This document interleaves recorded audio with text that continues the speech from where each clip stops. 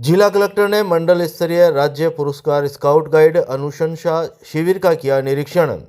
राजस्थान राज्य भारत स्काउट व गाइड के तत्वाधान में चल रहे मंडल स्तरीय राज्य पुरस्कार स्काउट गाइड अनुशंसा शिविर का निरीक्षण शुक्रवार को जिला कलेक्टर अभिषेक सुराणा ने किया।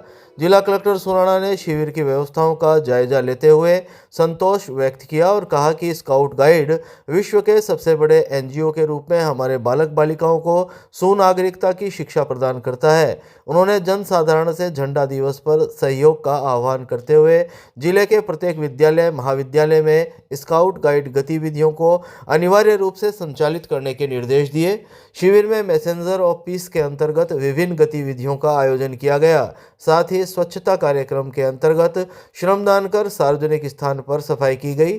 स्काउट सीईओ महिपाल सिंह ने बताया कि शिविर में स्काउट गाइड के विभिन्न कौशल जैसे pioneering, first aid, mapping, estimation, scout आंदोलन का इतिहास, परिभाषा, उद्देश्य, सिद्धांत आदि विषयों की जांच के साथ ही स्काउट द्वारा अपने क्षेत्र में किए गए समाज सेवा और सामुदायिक विकास परियोजनाओं के अंतर्गत किए गए कार्यों का मूल्यांकन किया जाएगा। सफल संभागियों को राज्यपाल 22 जनवरी 2025 में अपने हस्ताक्षर युक्त प्रमाण पत्र और अवार्ड प्रदान करेंगे। शिविर में जिले के 127 स्काउट गाइड भाग ले रहे हैं।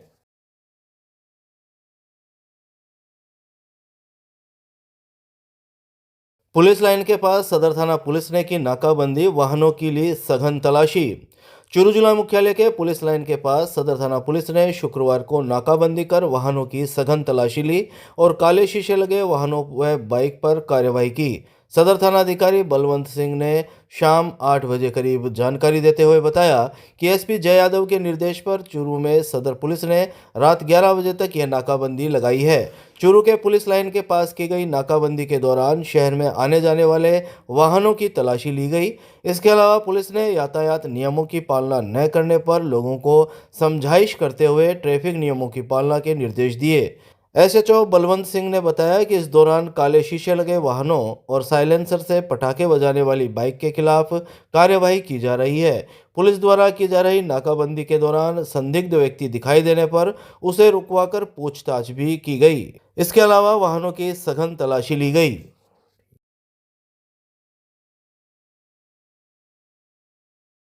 वार्ड संख्या 15 की 34 वर्षीय विवाहिता की 5 महीने बाद कब्र से निकाली गई लाश, महिला के पिता की रिपोर्ट के बाद कोतवाली पुलिस की कार्यवाही। चूरू शहर के वार्ड संख्या 15 की 34 वर्षीय महिला की संदिग्ध मौत के मामले में कोतवाली पुलिस ने 5 महीने पहले कब्रिस्तान में दफन विवाहिता की लाश को उसकी कब्र से बाहर निकलवाकर मेडिकल बोर्ड से पोस्टमार्टम करवाया। मृतका के पिता की रिपोर्ट के बाद कोतवाली थाना पुलिस ने एसडीएम की मौजूदगी में शुक्रवार को मेडिकल बोर्ड से पोस्टमार्टम की कार्रवाई की।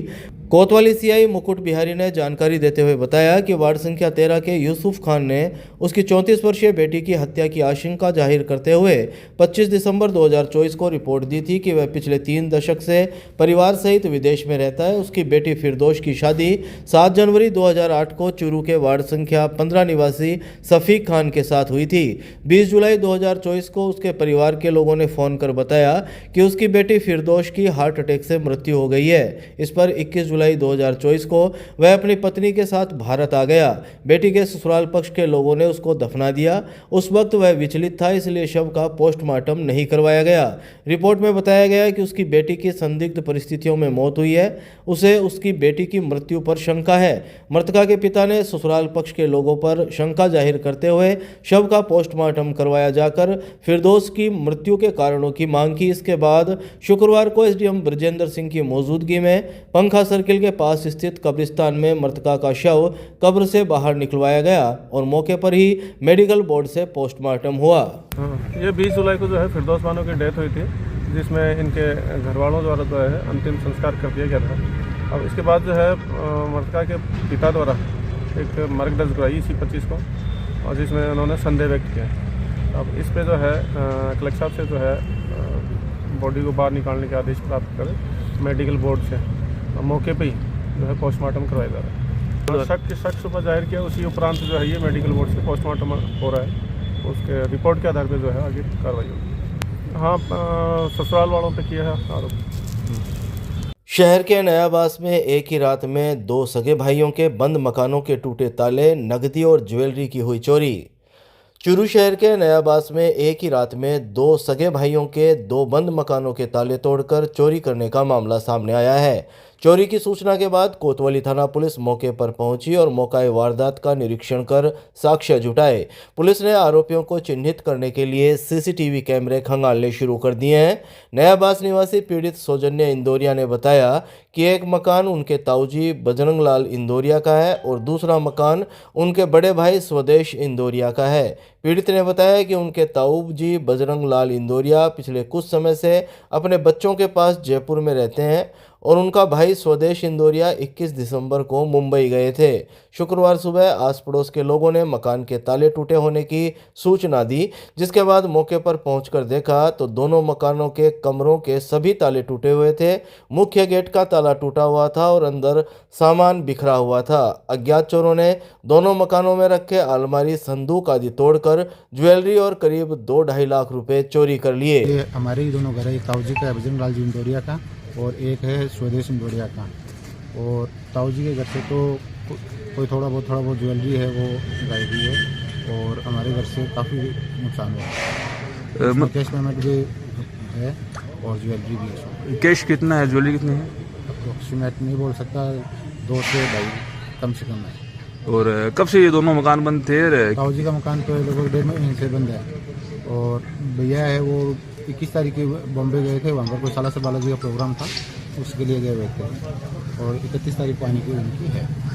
राजगढ़ के विजयपुरा की एमए पास युवती 12वीं के युवक के साथ रह रही लिव इन में ठिठुराती सर्दी में छोड़ दिया घर बार। चूरू जिले के राजगढ़ तहसील के गांव विजयपुरा की एमए पास युवती 12वीं के एक युवक के साथ लिव इन में रह रही है। दोनों अब शादी करना चाहते हैं, लेकिन युवती के घर वाले इस रिश्ते से खुश नहीं है। लिहाजा इस ठिठुराती सर्दी में युवती ने अपना घर बार छोड़ दिया। इधर युवती के लापता होने से परेशान उसके परिजन अब गुस्से में हैं और दोनों की तलाश कर रहे हैं। परिजनों ने इस संबंध में हमीरवास थाने में भी परिवाद दिया है। युवती अब सुरक्षा के लिए चूरू एसपी दफ्तर पहुंची। एसपी दफ्तर में राजगढ़ तहसील के गांव विजयपुरा की सुमन राहड़ ने बताया कि उसने एमए तक पढ़ाई की है और वह राजगढ़ तहसील के गांव खारियाबास निवासी रविंदर जाखड़ के साथ रहना चाहती है। 21 वर्षीय रविंदर ने 12वीं तक पढ़ाई की है और अभी सरकारी नौकरी की तलाश में है। सुमन ने बताया कि दोनों की जानकारी हुए अभी 6 महीने ही हुए हैं। वह 6 महीने पहले सांखू गांव गई थी, जहां एक स्कूल में उसकी रविंदर से मुलाकात हुई। बाद में दोनों मोबाइल पर बातें करने लगे और बात आगे बढ़ गई। सुमन ने बताया कि जुलाई महीने में उसने रविंदर के बारे में अपने घर पर भी बताया था, लेकिन परिवार के लोगों ने उसके साथ मारपीट कर डाली और उसे चेतावनी दी कि वह रविंदर से कोई रिश्ता नहीं रखे। सुमन ने बताया कि इसके बाद भी रविंदर से उसकी बात मुलाकात होती रहती थी। उसने दोबारा भी अपने घर पर बताया, लेकिन घर वालों ने यह कहते हुए इस रिश्ते से इनकार कर दिया कि जिस गांव का रविंदर है उस गांव में ही रिश्ता नहीं करेंगे। अब परिवार के लोग उसकी दूसरी जगह रिश्ता करना चाहते थे। उस पर शादी का दबाव भी बनाया जाने लगा। इसलिए 16 दिसंबर 2024 को दिन में वह घर पर बिना बताए निकल गई और रविंदर के साथ गुड़गांव आ गई। यहाँ दोनों साथ रहने लगे। इधर परिजनों ने इसके लापता होने की शिकायत थाने में दर्ज कराई। अब दोनों सुरक्षा की मांग को लेकर चूरू एसपी दफ्तर पहुंचे। नाम सुमन है, 22 साल उम्र है। घर का बताई थी, घर का मान्य हाथ को नहीं। घर का बोले कौन करा मैं उठी शादी, मैं उठी कराने से 3-4 दिन पहली बात हुई थी। घर का ये बोले नाटिया घर का नहीं, बोले कौन करा मैं उठा चाहिए और कट करवा लेना, बोले ठीक करवाऊंगा। तो शादी तो रिश्ता तो ढूंढ रखे तो 2-3 महीना कर दें था शादी। हाँ, घर का धमकी बने एप्लीकेशन में रखी घर का। गांव घांगू में रंजिश को लेकर 40 वर्षीय व्यक्ति पर सरिये से हमला, गंभीर हालत में परिजन लेकर पहुंचे जिला अस्पताल। चूरू के सदर थाना अंतर्गत गांव घांगू में शुक्रवार को रंजिश को लेकर 40 वर्षीय व्यक्ति पर लोहे के सरिये से हमला करने का मामला सामने आया है। घायल को परिजनों ने निजी वाहन से राजकीय भर्ती अस्पताल के इमरजेंसी वार्ड पहुंचाया, जहां मौजूद डॉक्टर और नर्सिंग स्टाफ ने घायल का इलाज किया। सूचना के बाद अस्पताल चौकी पुलिस ने मामले की जानकारी जुटाई। अस्पताल चौकी पुलिस ने शुक्रवार शाम 6 बजे करीब बताया कि घायल की पत्नी ने बताया कि घांगू निवासी 40 वर्षीय विजय कुमार शुक्रवार को बाहर घूमकर वापस घर आ रहा था, तभी घर के दरवाजे में घुसते ही परिवार के ही महेंद्र ने सरिये से हमला कर दिया। हमले में घायल के पैर में गंभीर चोटें आई। घायल की पत्नी ने बताया कि करीब 1.5-2 महीने पहले गांव में शादी हुई थी। उस समय पति विजय कुमार की महेंद्र से मामूली कहासुनी हो गई थी। उस समय बात एक बार की शांत हो गई थी, लेकिन इसके बाद से ही महेंद्र उससे रंजिश रखने लगा। इस बात को लेकर शुक्रवार को महेंद्र ने विजय कुमार पर सरिये से हमला कर दिया, जिससे वह घायल हो गया। गांव सातड़ा के पेट्रोल पंप के पास टेम्पो ड्राइवर को अज्ञात वाहन ने मारी टक्कर, घायल को जिला अस्पताल लाया गया। चूरू के गांव सातड़ा के पेट्रोल पंप के पास शुक्रवार को एक टेम्पो ड्राइवर को अज्ञात वाहन ने टक्कर मार दी। हादसे में टेम्पो ड्राइवर गंभीर रूप से घायल हो गया, जिसे चूरू के राजकीय भरतिया जिला अस्पताल के आपातकालीन वार्ड पहुंचाया गया। सूचना के बाद अस्पताल चौकी पुलिस ने मामले की जानकारी जुटाई। अस्पताल चौकी पुलिस से शाम 5 बजे करीब मिली जानकारी के मुताबिक गांव रायपुरिया का 45 वर्षीय हरि सिंह टेम्पो चलाता है। शुक्रवार को वह गांव सातड़ा के पेट्रोल पंप के पास टेम्पो सहित खड़ा था, तभी अज्ञात वाहन ने उसको टक्कर मार दी, जिससे हरि सिंह गंभीर रूप से घायल हो गया। घायल को बेहोशी की हालत में एकेडमी के कुछ छात्रों ने चूरू के अस्पताल पहुंचाया। सूचना के बाद हरि सिंह के परिजन भी अस्पताल पहुंच गए। बहरहाल घायल का इलाज जारी है। NH52 रामसरा गांव के पास बाइक को कार ने मारी टक्कर, हादसे में सांखणताल का 35 वर्षीय व्यक्ति घायल। चूरू के NH52 रामसरा गांव के पास शुक्रवार शाम एक बाइक को कार ने टक्कर मार दी। हादसे में बाइक सवार 35 वर्षीय व्यक्ति गंभीर घायल हो गया, जिसे अचेत हालत में गांव रामसरा के युवक अनिल और पुनीत ने अपनी कार से अस्पताल पहुंचाया। अस्पताल में शाम 7 बजे करीब गांव रामसरा के पुनीत ने बताया कि वह और अनिल के साथ बैठकर एक होटल में चाय पी रहे थे, तभी एक धमाका सुनाई दिया। जब दोनों मौके पर पहुंचे तो वहां बाइक सवार एक व्यक्ति अचेत हालत में पड़ा था, जिसे दोनों अपनी कार में डालकर अस्पताल लेकर पहुंचे।